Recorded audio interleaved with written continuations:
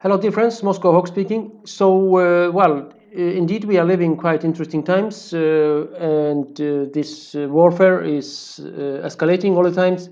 The Brits are going to send long-range missiles to the Ukrainians so they can reach into Russian territories up to 350 kilometers. Of course, the Russians are quite worried about this. Maybe the Brits are revenging from London that the Russians killed, as they say, allegedly, several very high-ranking British officers in a bunker recently, and other NATO people. But definitely, we are living quite interesting times. Those escalations are getting higher and higher. The warfare is just growing, and nobody is trying to stop it. From Bakhmut, we have quite interesting and strange information, controversial coming. Evgeny Prigozhin, the owner and chairman of Wagner, private military company, he is complaining that they don't get ammunition, weaponry, and enough support from the Ministry of Foreign Affairs. Might be some intrigues there, because the Ukrainian armed forces, they are said to have began offensive in Bakhmut, and they say Prigozhin claims that the Russian armed forces are retreating from there, and the Ukrainians are advancing.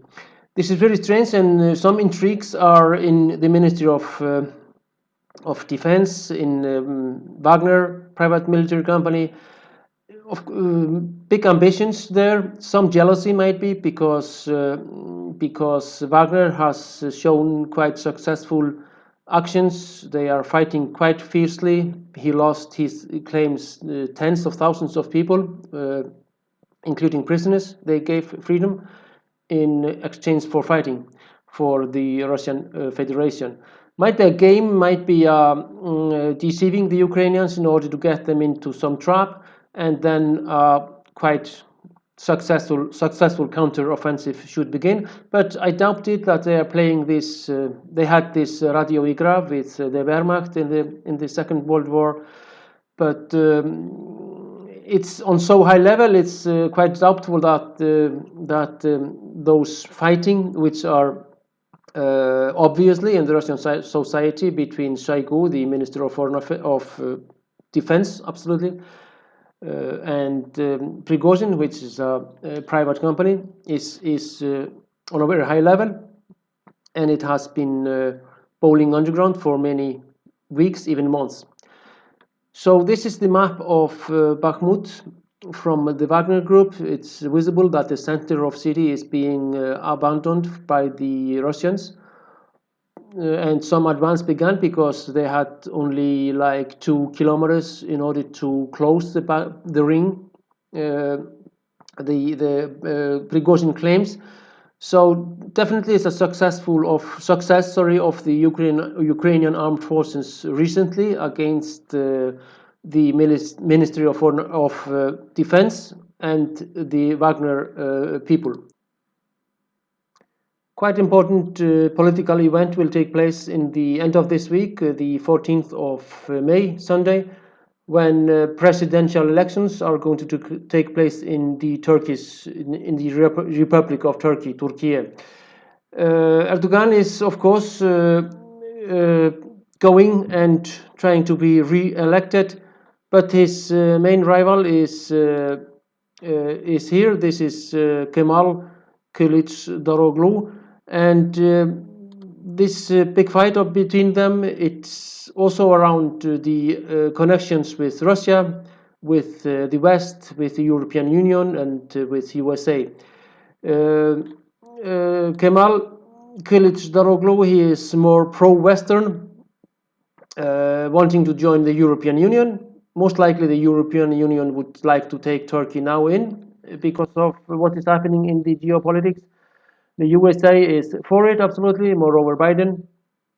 But Erdogan is playing this role of the father of all Turks, of those Turkish nations, or of Muslim people even. He has done this quite successfully.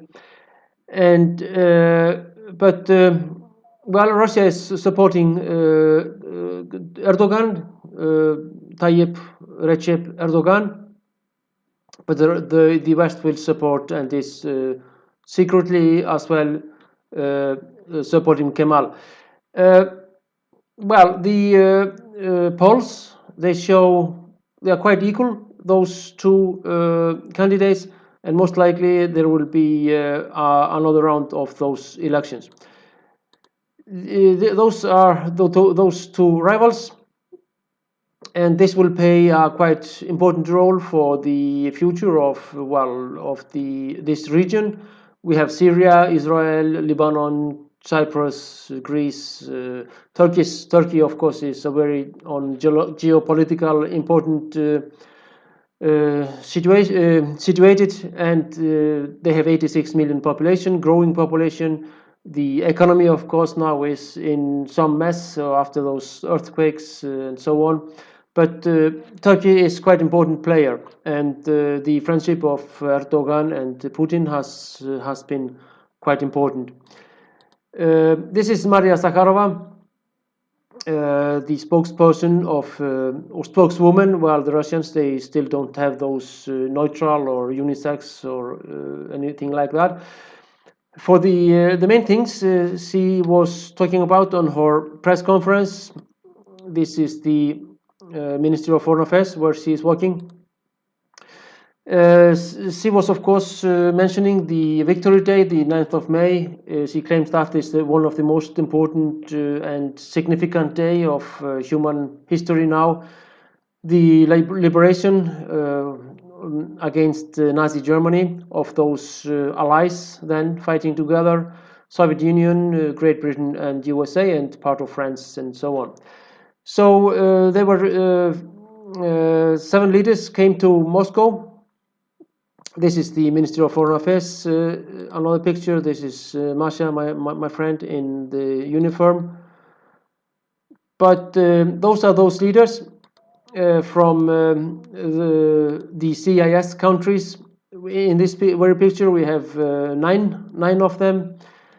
But only 7 came because of Putin was the host, and the man on the left is Azerbaijani's president, Gaydar Aliyev. He didn't come because he was celebrating the birthday of his father, Haydar Aliyev, which was celebrating 100 years of Haydar Aliyev, which was a very prominent Soviet politician, high-ranking in the Communist Party. He was something in the KGB and so on. But this was a success for Moscow to getting those people on this military parade. They are here laying flowers on the tomb of the unknown soldier in Moscow. This is Putin in his speech, the 9th of May, and where he claimed that the global elites are now fighting full-scale war against Russia. But as to the press conference of Maria Zakharova, she claims that the West went crazy and are rehabilitating fascism, Nazism, and she was very sorry about those actions of the Baltic states when they are bulldozing over memorials, over cemetery, and fighting dead people. Maria says this is cowardly fighting graves, dead people in coffins. And she stressed, of course, the fact that the Soviet Union lost 600,000 soldiers liberating Poland, just Poland alone. The Prague offensive took place till the 11th of May because the Prague garrison was standing and showing fierce resistance to the Soviets. The Russians, the Soviet Union, of course, they lost 140,000 people in liberating Czechoslovakia.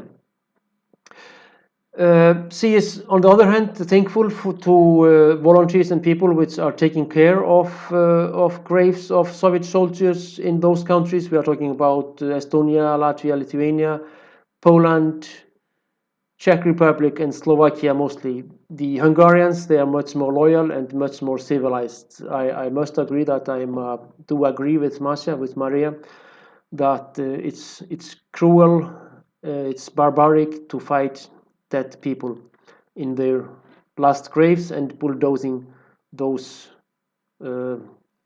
cemeteries and monuments. So in the end, she